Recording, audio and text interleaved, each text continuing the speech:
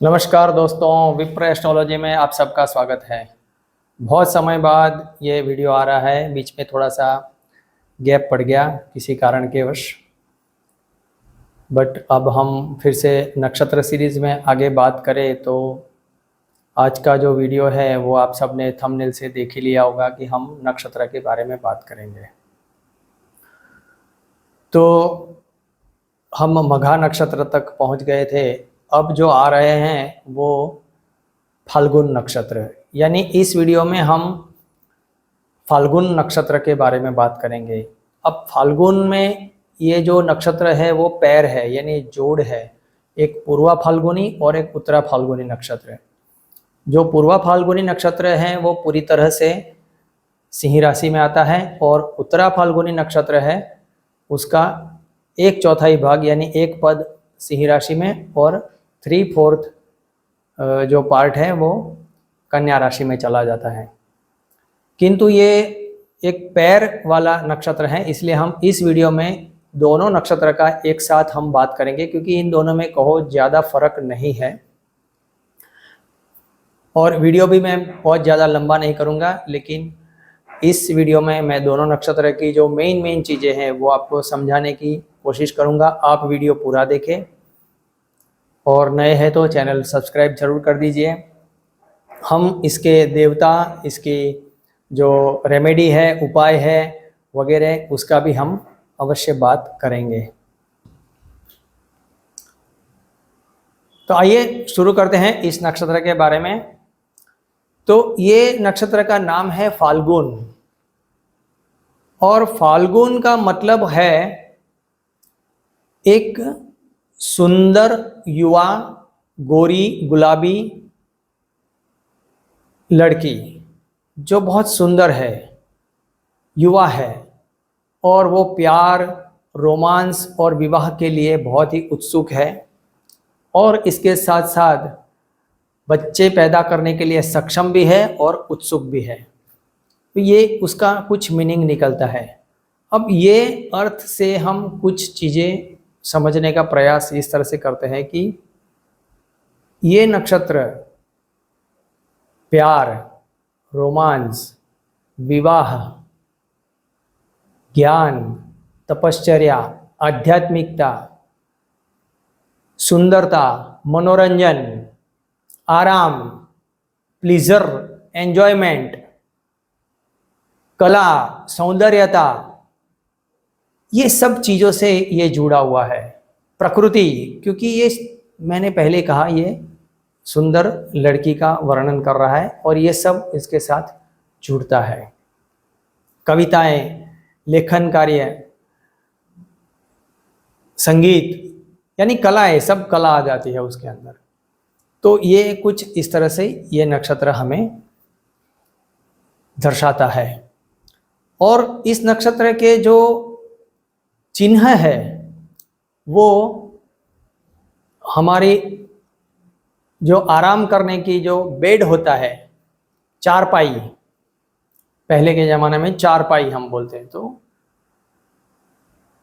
या फिर कॉट बोले तो वो उसका जो 4 पहिए होते हैं जिस पर वो है, उसके अगले 2 पाई जहाँ पे हम सो जाते हैं, लेटते हैं, आराम करते हैं, तो पैर हमारे जहाँ पे रहते हैं, जिस तरह रहते हैं, उस तरह के 2 उसके जो पहिए हैं, वो लेग्स, वो पूर्व फाल्गुनी नक्षत्र दर्शाता है। और जहाँ पे हमारा सिर रहता है उस साइड के जो 4 पाई के 2 पाई है वो उत्तरा फाल्गुनी नक्षत्र दर्शाता है। यानी ये जॉइंटली ये नक्षत्र मिलके एक 4 पाई दर्शाता है। तो ये 4 पाई है, ये भी हमें ये दर्शाता है कि हम क्या करते हैं, वहाँ पे हम रिलैक्स होते हैं, थोड़ा सा आनंद प्रमोद करते हैं, भोग विलास भी करते हैं, नींद, गहरी नींद में जाते हैं तो एक तरह से हम ध्यान में चले जाते हैं। रोमांस, भोग, आनंद, प्रमोद, रिलैक्स, आराम करना, तो ये सब भी यहाँ से होता है। अब इस नक्षत्र के जो देवता है, ये पूर्वा फाल्गुनी नक्षत्र के देवता जो है वो भग आदित्य, माता अदिति के जो 12 पुत्र है, 12 आदित्य अलग अलग है, उसमें ये भग आदित्य उसके देवता है। और जो दूसरा जो नक्षत्र है उत्तरा फाल्गुनी, उसके जो नक्षत्र देवता है वो आर्यमान आदित्य। तो ये दोनों ही उसके नक्षत्र देवता है। अब पूर्वा फाल्गुनी नक्षत्र जो मैंने कहा वो प्रेम, रोमांस और इच्छाएं, कामनाएं, वासनाएं, ये सब हमारे अंदर उत्पन्न करता है और उसी में हमें कई बार उलझा देता है, भोग की ओर ज्यादा ले जाता है खास करके। और इसकी वजह से ये नक्षत्र जब हम इसका हमारे दिलो दिमाग पर या जीवन पर उसका ज़्यादा प्रभाव हो जाता है, भोग का या प्रेम का या वासनाओं का या इच्छाओं का, कामनाओं का, और फिर वो जब हम पूरी नहीं होती, हम तड़पते हैं, तो उससे हमें पीड़ा का अनुभव भी होता है। तो ये नक्षत्र इसके कारण होने वाली पीड़ाएं भी दर्शाता है। साथ साथ यहाँ पे दिव्य प्रेम भी दर्शाता है और ज्ञान और ध्यान और आध्यात्मिकता भी दर्शाता है। आप बोलेंगे कि प्रेम और आध्यात्मिकता वो कैसे हो सकती है, रोमांस? तो जब मैं बात करूं कि प्रेम का अतिरेक हो जाता है, एक पराकाष्ठा तक पहुंच जाता है, तब वो भक्ति में परिवर्तित हो जाता है और आध्यात्मिकता की ओर ले जाता है। जैसे उदाहरण के लिए लेते हैं कि मीराबाई, जिनका कृष्ण के प्रति प्रेम ही था, उन्होंने कृष्ण को अपना पति मान लिया था और वो पति के रूप में ही देखते थे, उनसे बेहद प्रेम करती थी वो। तो वो प्रेम की एक पराकाष्ठा तक पहुंच गई जहां से वो भक्ति का स्वरूप चला गया और आध्यात्मिकता भी बढ़ गई उनकी, और उस भक्ति और आध्यात्मिकता की वजह से उनको एक ज्ञान की प्राप्ति हुई और उन्होंने काफ़ी कुछ पद लिखे हैं। यानी वो अपने कविताएं हम पढ़ते थे स्कूल में, तब उनकी कविताएं हमें पढ़ने में आती थी। तो ये ज्ञान, भक्ति, तपश्चर्या, जब कुछ प्राप्त करना है तो उसके लिए लगे रहना, डटे रहना, एक ये सब भी ये दोनों ही नक्षत्र हमें दर्शाता है। और जो पूर्वा फाल्गुनी नक्षत्र है वो होता क्या है कि मैंने कहा प्रेम, रोमांस ये दर्शाता है, लेकिन उत्तरा फाल्गुनी में फर्क क्या है, अब मैं ये समझाता हूं कि प्रेम, रोमांस, रिलेशन में आना वो अलग चीज है, लेकिन वो रिलेशन को दृढ़ बनाना और उस पर डटे रहना, एक परिणाम तक ले जाना। परिणाम क्या आएगा? विवाह, कि भाई मुझे इससे प्यार है, प्रेम है, तो उसको मैं विवाह तक ले जाऊंगा, वहां तक निभाऊंगा। तो वो परिणाम तक पहुंचाने का कार्य उत्तरा फाल्गुनी द्वारा होता है। तो उत्तरा फाल्गुनी में दृढ़ता है, निश्चितता है, और पूर्वा फाल्गुनी में उतनी दृढ़ता और निश्चितता नहीं है। अब उसके साथ जब दृढ़ता और निश्चितता उत्तरा फाल्गुनी में आती है तो क्या होता है कि जब विवाह भी हो गया तो फिर उसका परिणाम, उस रिलेशन को भी आगे परिणाम में ले जाना, तो उसका परिणाम आएगा संतान प्राप्ति। तो संतान प्राप्ति भी उत्तरा फाल्गुनी नक्षत्र की देन है। अब मैंने कहा कि पंचम भाव ज्ञान, आध्यात्मिकता भी बढ़ाता है, तो उसके साथ उसका एक पद उन्नति होती है, जीवन में उसको पद प्राप्ति होती है, एक के बाद एक जीवन में आगे बढ़ता है। और हम सामान्य जीवन की बात करें, जो कोई पढ़ा लिखा नहीं है या फिर कोई जितना वो नहीं है, एक सामान्य इंसान है जो कोई बहुत ज्ञानी भी नहीं है, उसकी भी पदोन्नति कैसे होती है कि जब वो विवाह होता है तो तब तक वो एक इंसान है, एक सामान्य किसी का बेटा है या बेटी है, लेकिन जब वो विवाह के बाद वो भी एक पिता या माँ बनता है, उसको भी बच्चा प्राप्त होता है, तब उसकी एक पदोन्नति होती है। वो लड़की अब वो माँ कहलाती है, तब तक उसको कोई माँ नहीं कहता, वो माँ बन जाती है। अब वो लड़का भी पिता बनता है, हम लोग बोलते हैं कि ये पिता बनने वाला है, ये माँ बनने वाली है, यानी उसको पद उन्नति हो गई, अब वो पिता का स्टेटस आ गया। फिर उसके भी बच्चे जब बड़े होके विवाह करते हैं और उसके भी बच्चे होते हैं तो वो दादा बनता है, यानी पद उन्नति हो गया। पिता थे, पहले एक बेटा थे, बेटा में से फिर पिता हुए, पिता में से दादा हुए। तो इस तरह से इंसान की सामान्य पदोन्नति की भी देखें तो यानी पंचम भाव से संतान, यानी उत्तरा फाल्गुनी नक्षत्र हमें संतान, पूर्व फाल्गुनी नक्षत्र भी हमें संतान देने में भी सक्षम है और संतान देने का कार्य भी ये पूर्ण करते हैं।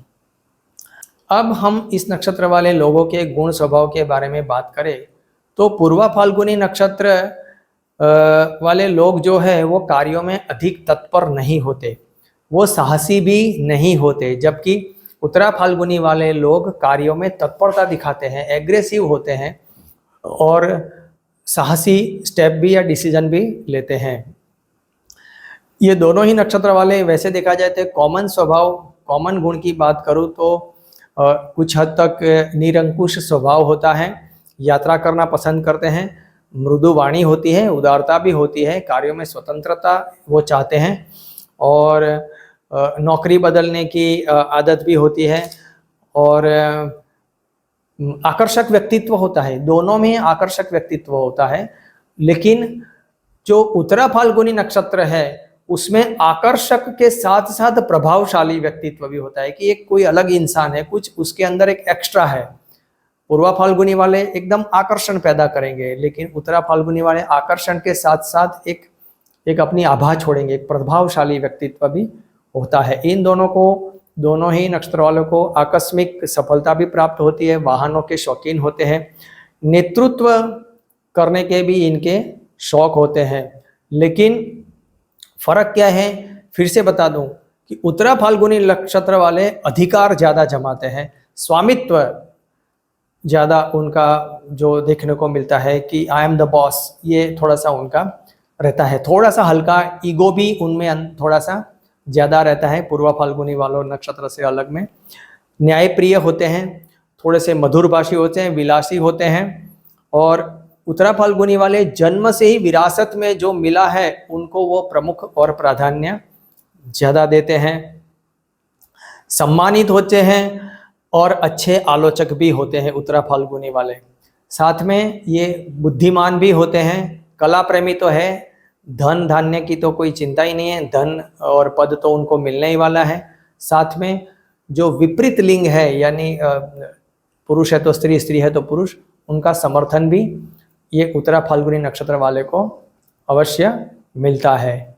तो ये जो मैंने बेसिक डिफरेंस बताया ये दोनों नक्षत्र का, आपने समझने का प्रयास किया होगा ये इससे।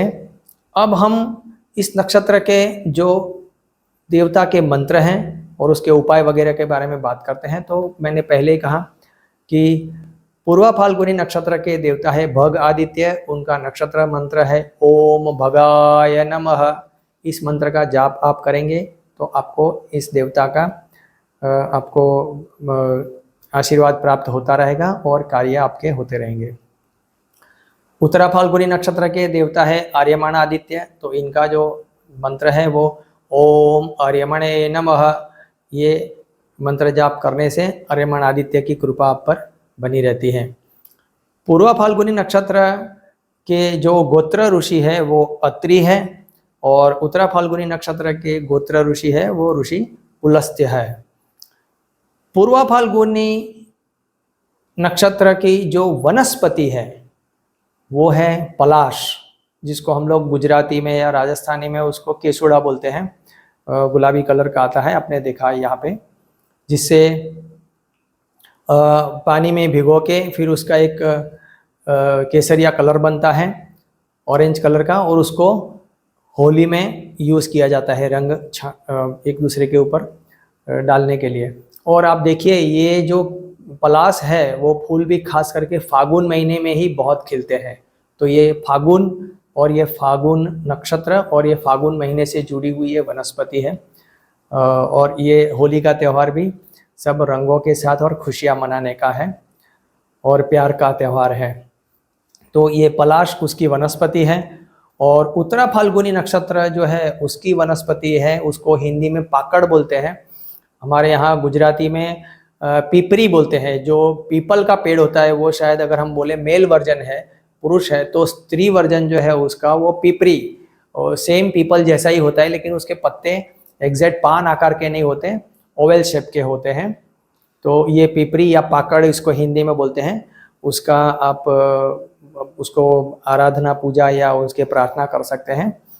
और ये दोनों वनस्पति की जो समिधा के तौर पर यूज़ करके उनका जो नक्षत्र देवता का मंत्र है उसमें पीछे स्वाहा लगा के एक छोटा सा शांति हवन भी नक्षत्र शांति के लिए कर सकते हैं। जैसे पूर्वा फाल्गुनी नक्षत्र का मंत्र है ओम भगाय नमः, तो ओम भगाय स्वाहा करके ये पलाश की वनस्पति का हम हवन में आहुति देके हम कर सकते हैं। ऐसे ही पाकड़ का यूज़ करके हम ओम आर्यमणे स्वाहा करके पाकड़ को हम अर्पण करके ये शांति हवन भी कर सकते हैं। और ये दोनों नक्षत्र के जो शारीरिक अंग है वो भी बहुत कॉमन है, जो हमें खास करके प्यार, रोमांस और उसमें जो हम यूज़ करते हैं वो है हमारे होठ और हमारे हाथ स्पर्श। तो ये दूसरा और एक चीज़ है हमारे गुप्तांग, जो प्राइवेट पार्ट्स। तो होठ, प्राइवेट पार्ट्स और हमारे हाथ, ये उसके मुख्यतः अंग हैं दोनों ही नक्षत्र के। फर्क इतना है कि पूर्वा फाल्गुनी नक्षत्र में राइट हैंड है, दायां हाथ, और उत्तरा फाल्गुनी नक्षत्र में बायां हाथ है, लेफ्ट हैंड है। तो ये मैंने वीडियो में आपको दोनों ही नक्षत्र को सरल भाषा में समझाने का प्रयास किया है। आशा रखता हूँ आप सबको ये मेरा वीडियो पसंद आया होगा। आप सब लोग मेरी चैनल को सब्सक्राइब कर दीजिए, लाइक कर दीजिए, शेयर कर दीजिए। बहुत बहुत धन्यवाद। नमस्कार।